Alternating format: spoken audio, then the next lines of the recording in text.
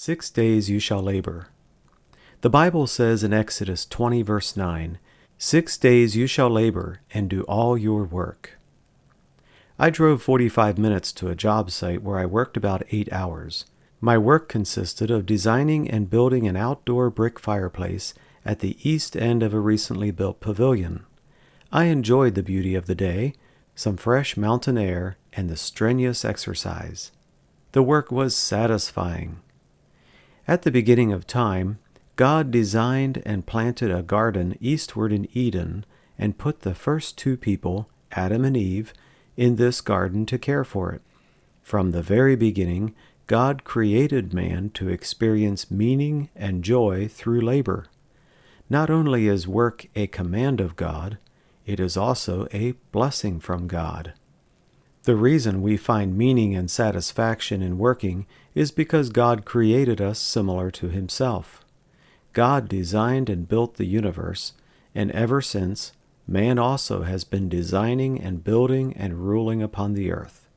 We could say that this urge to imagine and build is built into our DNA. However, man disobeyed God and ate of the forbidden fruit in the Garden of Eden, and now work is much more difficult. God said to the first Adam, "Because you have heeded the voice of your wife, and have eaten from the tree of which I commanded you, saying, You shall not eat of it, cursed is the ground for your sake. In toil you shall eat of it all the days of your life.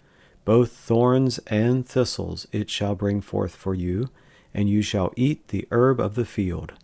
In the sweat of your face you shall eat bread." But even though tilling the soil, designing and building homes, and ruling upon the earth is much more difficult, it is, nevertheless, still satisfying, and can even be therapeutic. Often those who have consistent work patterns are healthier in body and mind. What motivates us to work is also important. We should work as unto the Lord. If we work only because it is necessary to put food on the table, or just to pay bills, then we may try to avoid work when we have extra resources. But if we realize that we are working to please our Creator God, who also works, then we should find deep satisfaction in our labor. We are working not only to provide for ourselves and those in need around us, but also to honor God.